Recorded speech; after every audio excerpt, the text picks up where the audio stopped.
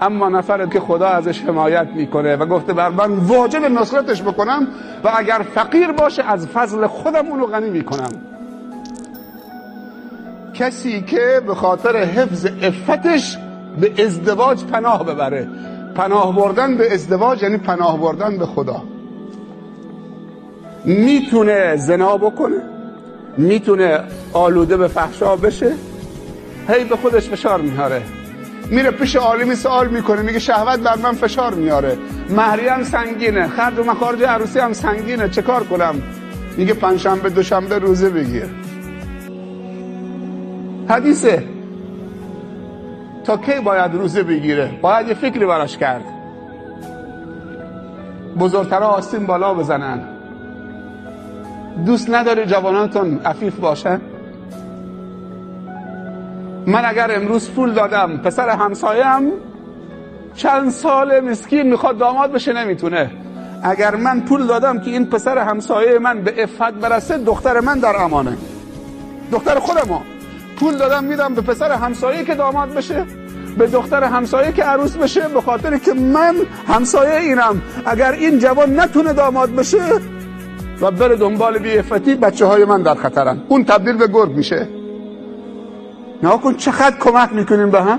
یعنی در حقیقت وقتی تو میای 1,000,000 یا 500,000 تومان به پسر همسایه میدی که داماد بشه و علاقه داره که داماد بشه ازدواج بکنه، در حقیقت به دختر و پسر خودت امنیت دادی، عفت دادی، سلامتی دادی.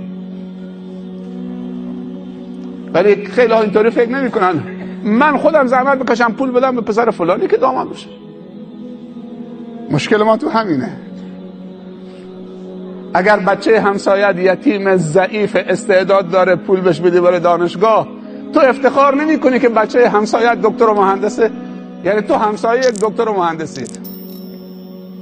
آدم همسایه جاهل باشه یا همسایه یک دکتر و مهندس باشه، بعدم چه دکتر و مهندسی؟ کسی که خودت اونو تربیت کردی با امکاناتی که خدا به داده اونو دکتر و مهندس کردی، لذت نمیبری؟ یه نفر عالم معلمه، کلاس درس میره بچه ها رو علم یاد میده، ولی یه نفر عالم نیست، تاجره. همون کاری که معلم میکنه تاجر هم میتونه انجام بده. خداوند گفته اگر کسی بخواد به ازدواج پناه ببره، یعنی به من پناه ببره، اگر فقیر باشه من از فضل خودم اونو غنی میکنم. بر بگردیم به تازه دامادمان رحم بکنیم. واقعا اینا مستجاب الدعا هستن. خدا گفته اگر کسی بخواد زن بگیره من ازش حمایت بکنم، حمایت میکنم، بر من واجبه. به این حدیث توجه بکنید. یعنی کسی که پناه به خدا آورده، ازدواج یعنی پناه به خدا آوردن. دید من و تو نسبت به زن چیه؟ بعضی مردا فکر میکنن که زنها کنیزشونن، باید 24 ساعت تو آشپزخانه و تو حمام لباسشون بشورن، لباسو تو بکنن، جارو بزنن، فلان بکنن و غذا بپزن و پوست سیب زمینی و پیاز بزنن و لباس مردو تو بکنن، یا دستشویی بشورن. معذرت میخوام. زن میدونه چه جایگاهی داره؟ زن آمده که مرد و مانع بشه که زنا نکنه. یعنی زن آمده تو زندگی مرد که به مرد کمک بکنه که مرد عفتش مصادره نشه. بزرگترین کمک زن آدم به مردش میکنه و بزرگترین کمک مرد به زنش میکنه. همینطوری که زن کمک میکنه که مردش آلوده نشه، زنا نکنه، مردم کمک به همسرش میکنه. یک نکته اینجا باید بزرگترها توجه بکنند. باید زن رو به پسرتون تحمیل نکنید. خیلی ها زن گرفتن ولی دنبال فساد هم هستن. چرا؟ به خاطر که زن به خاطر باباش گرفته، زن به خاطر مادرش گرفته، گفته اگر حتما با دختر خالت ازدواج نکردیش گیرم برای حرام. خب من نمیخوام، دختر خالم دختر خوبیه ولی دل من نمیخواد. من یه دختر خوبی دیگه که دختر همسایه است میخوام، یه کمی دورتره. اما اگر پسرت گفت که یا دخترت که دنبال یه لات بی سر بی پای یا اصلا نه تقوایی، نه آبرویی، نه انسانیتی، نه اسلامی، نه هیچ. اون یه بحث جداگانه است. ولی اگر واقعا پسر و دخترت مرد و زن زندگیشون رو انتخاب کردن، هم خوبه، هم با تقواست، هم متواضع، هم سالمه، هم تحصیل کرده است، هم محجبه است، حالا به صرف این که دختر خالش نیست نباید مخالفت بکنی، نه نباید از قوم خویش دور برید. تو بعضی مناطق دیگه میگن پاسالار رو نمیدونم رئیس و سید و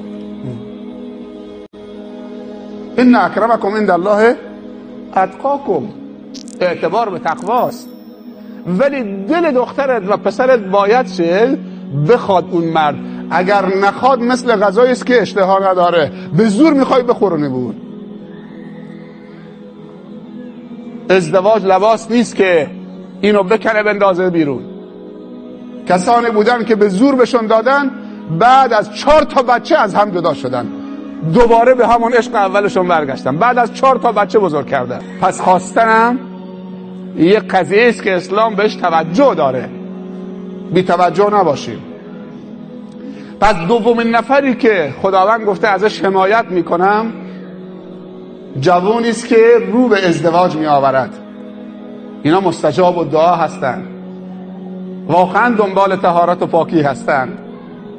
ما باید کاری بکنیم که دوباره اون اعتبار جوانامون رو بر بگرده. میدونی کلمه مستجاب الدعا چقدر کلمه این فرهنگ اصیل اسلامی در عالم اسلامی است که امروز چیزی ازش نمانده. دید جامعه نسبت به تازه دامادا و تازه عروسا واقعا دید بدی شده.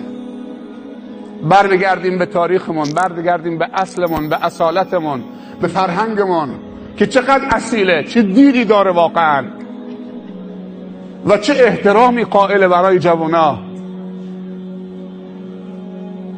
چرا جوانای ما مستجاب الدعا نباشن؟ چرا پاک نباشن؟ چرا مورد حمایت خدا واقع نشن؟ چرا سلام و درود ملائکه بر اونها نباشه؟ دست به دست هم بدیم. این مراسم هیچ آفتی نداره. آفتش اینه که ما تشخیص ندادیم که این مراسم خوبه. اگر این منطقه بین خونش تا اینجا فیشور و این معلچه و این روستاها الحمدلله هم خیر دارن، میتونن عروسی های جمعی بزرگی تو مناطق مختلف هم برگزار بکنن، همه با هم هماهنگ فراخوان بزنن، هر سال 3 بار، هر 4 ماه عروسی جمعی از کل منطقه ثبت نام بکنن، با شکوه توی یک میدان وسیعی برگزار بشه، علمای منطقه دعوت بشن، مسئولین دعوت بشن. واقعا چیزه چقدر الفت و محبت. یعنی توی این عروسی گله‌دار بین 42 طایفه الفت شد. 42 طایفه. اگر کسی با کسی مشکل داشت، اگر کسی حرفش شده بود با کسی، اگر کسی با هم پشت رو بودن، قهر کرده بودن رو سر مسائلی، تو اون جمع دیگه در کنار هم نشستن. 42 طایفه دست. و وقتی که این جمعیت راه باز شد، یک دامادی پیش همه حرکت میکرد، 1 نفر و 21 نفر دنبالش، توی همین جمع می آمدن با عزت و احترام. بزرگان قوم همه دست داماداشون گرفته بودن. چقدر صفا داشت. انشالله قطعا شاید کوتاهی از ما بوده که بالاخره این فرهنگ رو انتقال ندادیم، ولی از این به بعد انشالله چه بزرگان این منطقه از علما گرفته تا شورا تا امام جمعه تا همه دست به دست هم بدن، انشالله مراسم جمعی برگزار بکنن. و بدونید توسعه در یک جامعه همیشه به مغزهای توسعه یافته است. وقتی میخوان نمره بدن به یک روستایی، تحصیل کردگان و علما و خیرین و شخصیت‌های بزرگشون و مصلحان اجتماعیشون رو میشمارن، نه اینکه تعداد نفوسشون چقدره، چند تا خونه مجلل تو اون روستا هست. پس به شهری میگن شهر بزرگ، روستای بزرگ که افراد بزرگ، مغزهای بزرگ، تفکرات و اندیشه های بزرگ، خیرین و مصلحان و عالمان بزرگ داشته باشن که برای جامعه اسلامی دارن تلاش میکنن. خب موفق و مؤید باشید. از داماد عزیز که جاسم صحراگرد باشه هم تشکر میکنیم که بالاخره چند بار تماس گرفتن و توفیق حاصل شد، آمدیم در خدمتشون.